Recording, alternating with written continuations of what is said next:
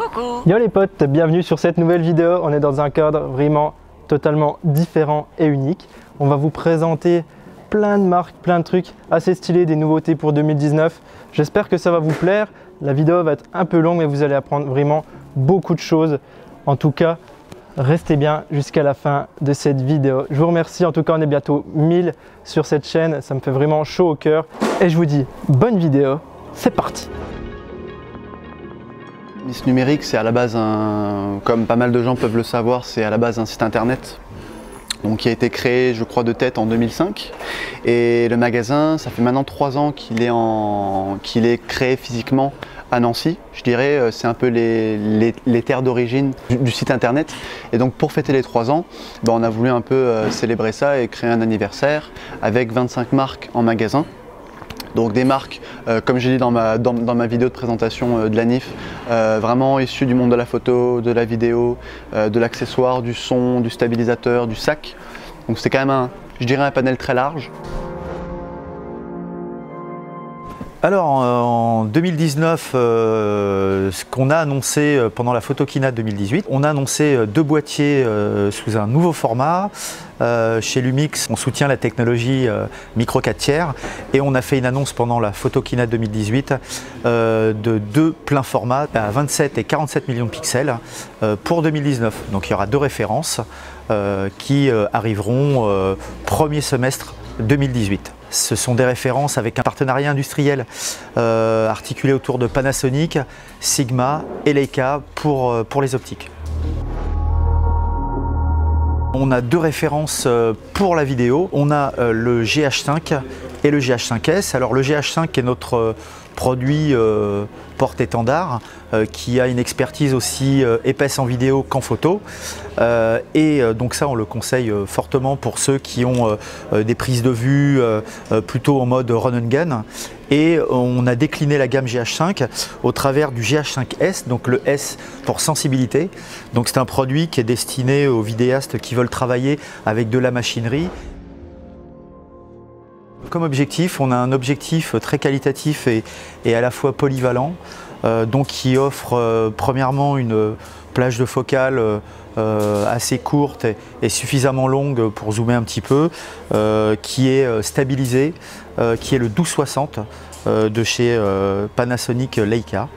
Et ce modèle-là, on le préconise fortement pour tout ce qui est vidéo YouTube, petite structure de prestation ou même les grandes, mais sans avoir besoin de changer beaucoup d'optique. Le 12-60 est le meilleur compromis.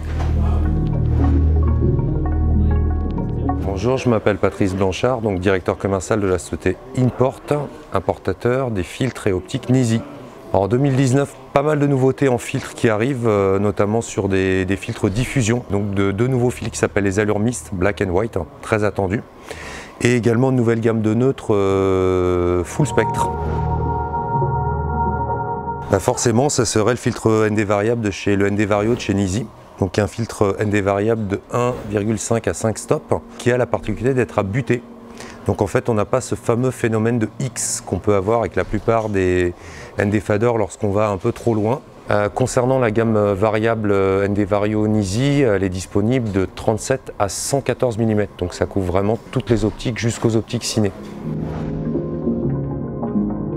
Je pourrais recommander des produits de la gamme de la marque Letgo. Ce sont des produits très sympas, très abordables. Donc toute la gamme Letgo a un CRI, indice de rendu de colorimétrie de 95.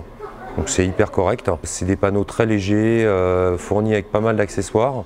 Et on peut trouver des kits de 2, kits de 3 panneaux dans les 500 € pour démarrer ou même plus, c'est vraiment très bien. Bonjour, donc je m'appelle Franck May, je suis démonstrateur chez Pentax et donc j'ai présenté la gamme de produits Pentax K70, KP, K1 et les objectifs qui vont avec. Alors en fait, donc le principe est assez simple, c'est que puisqu'on peut déplacer le capteur, on va l'utiliser pour faire d'autres choses et notamment la fonction dont on parle là, c'est l'astrotraceur. C'est-à-dire que l'idée, c'est que quand on fait des pauses longues de nuit, les étoiles vont se mettre à faire des traînées dans le ciel puisqu'elles tournent autour de la Terre. Et en fait, l'appareil, lui, peut calculer le mouvement du capteur pour neutraliser le mouvement des étoiles. En fait, il va suivre le mouvement apparent des étoiles. pour garder des étoiles bien ponctuelles sur des poses beaucoup plus longues. Donc moi j'avais testé avec un 500 mm par exemple. Normalement avec un 500 mm sur un trépied, on commence à voir le mouvement des étoiles autour de 1 à 2 secondes de pause.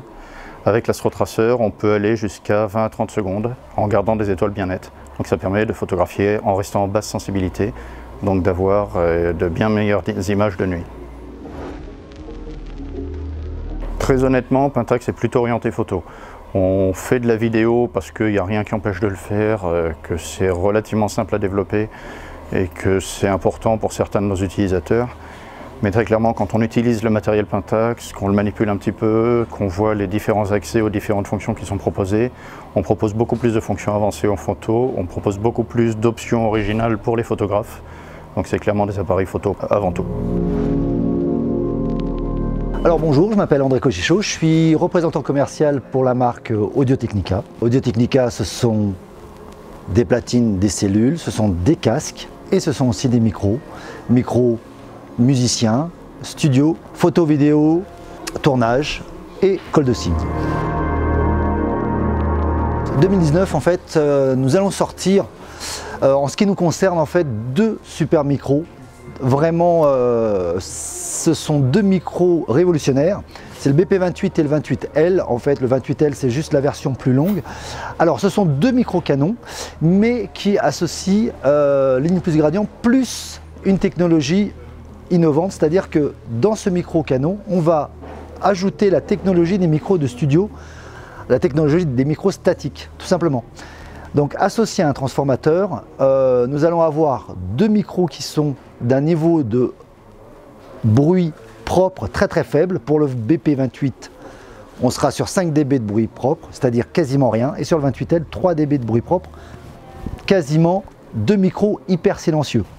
En plus de ça, on a une technologie brevetée par Audio-Technica qui va annuler tous les sons provenant de façon latérale. Et à l'intérieur du tube, par opposition de phase, on va annuler tous les sons qui vont arriver de façon latérale. Donc on aura 2 micros super directifs. Donc ça, ce sera annoncé début de l'année prochaine. Donc j'ai hâte de recevoir ces micros et vous les montrer et les tester. Ce que j'ai à proposer, c'est le l'AT8024.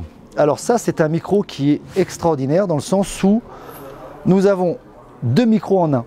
Nous avons un micro en mono, donc très directif, et nous avons une position stéréo, ici avec 2 capsules, pour une prise de son un petit peu plus d'ambiance.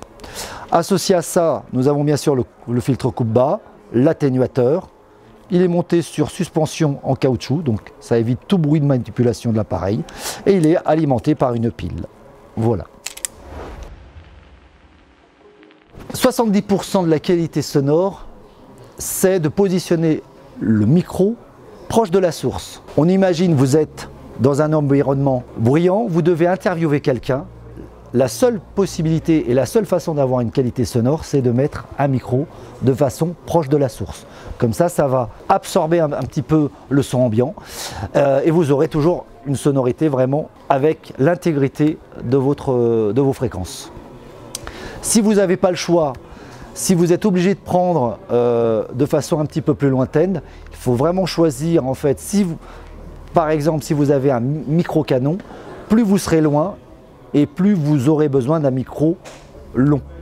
Et plus vous serez près et vous aurez besoin d'un micro près. Mais le but du jeu, c'est d'avoir le micro toujours le plus proche de la source. Alors je suis Mathias Mercurielli, je suis le directeur commercial de la société Cartoni France et nous sommes importateurs et distributeurs de différentes marques d'accessoires vidéo, d'équipements vidéo autour des caméras et des boîtiers photo, que ce soit les hybrides ou les DSLR. Je suis venu ici pour présenter principalement 4 marques parmi celles que je représente en France. Cineroid pour l'éclairage, Atomos pour la partie moniteur enregistreur, Tilta pour la partie cage et stabilisation des appareils photo, hybrides et DSLR, et Angelbird pour toute la partie stockage, carte mémoire, SSD, que ce soit des cartes mémoire SD, XC ou CFast. Alors, le G2X de chez Tilta a été le premier stabilisateur connu entre guillemets à proposer un moteur à 45 degrés, et c'est vrai que c'est quelque chose qui a été suivi par d'autres marques derrière et notamment par le Ronin S. Si je devais citer quelques avantages du G2X par rapport au Ronin S, même si je trouve que le Ronin S est très bien, je ne suis pas du genre à vouloir abaisser la concurrence entre guillemets, on peut remarquer très facilement que le G2X est plus petit, plus compact et également plus léger que le Ronin S, et qu'il intègre en l'occurrence des rosettes ARRI sur lesquelles on va pouvoir fixer beaucoup d'accessoires, que ce soit des poignées, du moniteur, du son, de la lumière, etc. Également au niveau des batteries, qui sont des batteries de type 18-650 interchangeables, donc on peut utiliser 4 batteries pour manipuler le G2X pendant qu'on est en train d'en charger 4 autres par exemple, alors que si je ne me trompe pas, sur le Ronin S c'est une batterie qui est intégrée et qu'il va falloir charger pendant qu'on n'utilise pas évidemment le produit. Quels autres avantages il peut y avoir? Ce sont des produits très similaires, mais je crois que vraiment il faut insister sur le fait qu'on est plus compact et plus léger. Voilà. Le Ninja 5 d'Atomos, c'est un produit que personnellement, et je pense que je suis loin d'être le seul, j'attendais depuis très longtemps. Ça faisait 2 ans que je demandais à Atomos de sortir un enregistreur 4K jusqu'à 60p en taille 5 pouces, très compact, parce que c'est beaucoup plus dédié à une utilisation sur des DSLR et des hybrides. Quand on était sur des moniteurs 7 pouces, même si en l'occurrence le travail sera le même, hein, la finalité sera la même, mais c'est du poids et de l'encombrement en plus. Là avec ce petit 5 pouces qui est très compact, on arrive à des setups qui sont des configurations qui sont vraiment compactes et vraiment adaptées à une utilisation DSLR et hybride. Donc c'était cool, il y avait une bonne ambiance. Tout le monde a trouvé son compte un peu, donc c'était 2 jours réussis. Et surtout, n'oubliez pas, dronez en toute légalité.